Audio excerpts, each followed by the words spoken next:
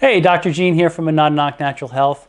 Today we're going to talk about 10 of the most common chronic health symptoms that people experience and what they mean. And when I say that, a functional approach, we care about symptoms too. Nobody likes symptoms. When you go to the medical doctor, typically the idea is that they're going to suppress symptoms, manage symptoms, typically with medications. And in a functional approach, we want symptoms to go away, but we first want to understand what they mean. And by understanding what they mean, that helps us to actually get to the root of how they happen so that we can resolve them for good. And so the first one I'm going to cover is probably the most common thing because it affects and is connected to every other symptom that we have. And the last one that I get to is going to be something that's really interesting and surprising, so stick around for that. But fatigue, the number one reason on health forms that I've seen in my 30 years of practice, fatigue, no matter what health condition we have, any kind of chronic other condition, it kind of saps our energy. So fatigue is related to a lot of things.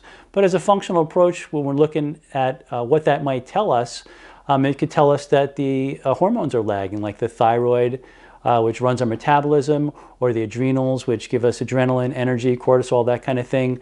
That might be off. Maybe we're not getting proper sleep. And so these things need to be investigated to figure out why. Could be a blood sugar issue also. But there's a reason why. It's not just because we're tired. It's because something's happening that's causing that to manifest. Second thing, and again, probably another most common thing that we see on health forms over the years is that stubborn weight, the belly fat that we talk about. And there's basically 5 things that lead to weight. There can be other things, but these are the 5 basic things. Obviously, what goes in our mouth, if we're eating too much garbage and too many carbohydrates and sugar, that's going to be a problem. Certainly, the amount and type of activity that we get. And so, we're very sedentary in this world today, and that certainly leads to weight issues. But we have to be careful of how we apply fitness as well, because too much exercise can actually be a problem. 45 minutes on a treadmill might actually put you more in the hole if your glandulars are sagging. But activity is really important in handling that. The third thing is that toxicity. We live in a toxic world. When the body can't rid itself of toxins, it gets stored in the fat stores. That makes it hard to lose weight. Stress is another thing that helps us hold on weight as well for a lot of different reasons. And then finally, hormones, which is probably the most common thing and the thing that ties it together. When you try to do everything else right and you're eating well and you're exercising and all that and you still can't lose weight, you can't out-eat and you can't out-exercise your hormones. So the third most common symptom, sleep disturbances. And this is just so many people have this going on. Either we're not getting the sleep. In the beginning, a lot of times that's because the hamster wheel is going. If we're waking up in the night, it could be because, again, the adrenal cycles are off. They're tied in with their circadian rhythm. So if your cortisol levels are peaking at the wrong time in the middle of the night, that might wake you up. If you're waking up between 1 and 3, typically that means the liver is under stress, especially if it's connected with hot flashes. So just some things to think about. But there's, again, if we're not sleeping well, something's off, hormones, melatonin, and we're going to start going upstream to the root cause. Achy joints. If we were swinging a hammer for 30 years or we got injured or something and, we hurt ourselves and the joint's wearing funny, that's going to cause some challenge. If you have multiple joints that are starting to hurt, that's a systemic inflammation. And it comes originally from the gut and gut health. And so if it's one thing here, one thing there, an injury, that's tells you, that's localized. But if you're finding it all over your body, that's more of a systemic inflammation and something that needs to be investigated further. Gas and bloating. Again, digestive system issues across the board are rampant and they lead to other issues. But gas and bloating means we have a dysbiosis. In our gut, we have good bacteria that live there. People use probiotics because they're trying to feed those good bacteria. But we also have pathogenic and opportunistic funguses and parasites that can take over due to some different challenges. If we're having regular gassy kind of bloating, that's what's going on. You have what's called a dysbiosis that will lead to leaky gut and inflammation later on. Headaches, another common thing. Headaches are always connected to some kind of a stressor, something that's causing inflammation. So whenever you have a headache, you have inflammation. Whenever you have pain anywhere in your body, you have inflammation. And so when you have headaches that are occurring regularly, there's some kind of an agent, a heavy metal, a chemical, or maybe even a pathogen, fungal or parasitic or something like that, but something that's caused the inflammation. You want to go upstream to that as well. Number 7, depression and anxiety. So very common, like two sides of the same coin. Depression about what's going on in the past, anxiety about what may happen in the future.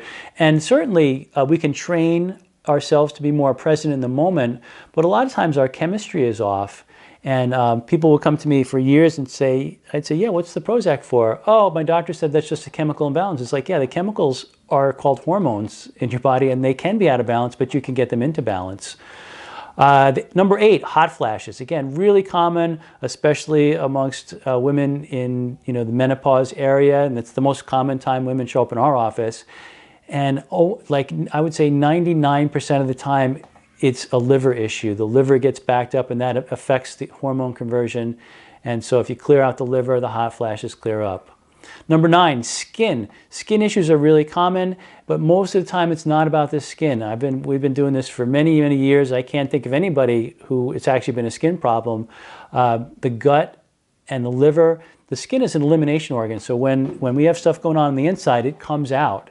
And when it can't get out other ways, sometimes it comes out the skin. So you want to look root cause when it comes to skin issues, mostly gut, sometimes liver backed up as well.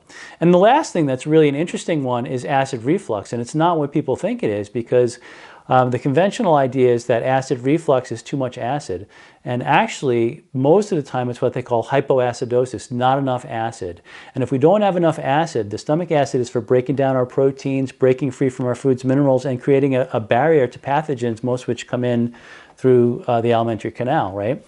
And so when we don't have enough acid, we don't break down our foods quickly, and they sit there, and the small intestine says, sorry, we're not opening up until you're ready, and then that begins to putrefy and push up past the esophageal flap. And so the problem is there's not enough acid, and when we take antacids like Tums or medications like Prilosec or omeprazole, we're dousing the acid even more. And the consequences of that are we have undigested proteins moving through our body, moving through our intestine, so cancers and things like that. We don't have amino acids available for rebuilding. We become minerally deficient, and we have more funguses and parasites that get through, causing a dysbiosis like we talked about before, and then have more breakdown of the gut and more inflammation in the body. So hope you found that interesting. A functional approach is looking at the root cause of how we got there. What are these things telling us? Not just trying to cover them up, but using it as information to really get things resolved and not keep repeating the same situation. Again, Dr. Gene Clerkin, Monadnock Natural Health. If you liked what you hear, subscribe to this channel. Or you can also look us up on our website, monadnocknaturalhealth.com, helping you to find your blueprint to wellness.